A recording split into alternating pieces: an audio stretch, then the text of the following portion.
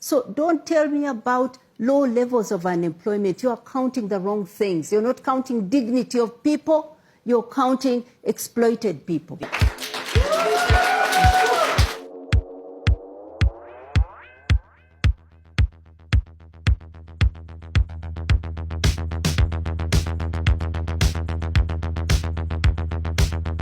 Say, honestly, this is a very one-sided panel. Today, the U.S. basically has the lowest unemployment rate ever, the lowest black unemployment rate ever, the lowest youth unemployment ever. We've actually reduced poverty around the world. No one's talking about that at all. So why don't we talk about that? The gentleman who said we've just talked taxes and that jobs are there and there's low and unemployment rates are low. Let me tell you something.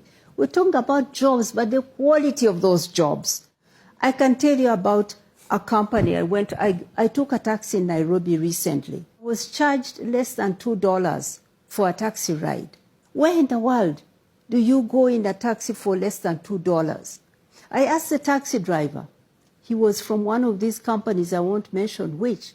I said, how much are you getting out of this? He said 20% must go to the global company that owns the network.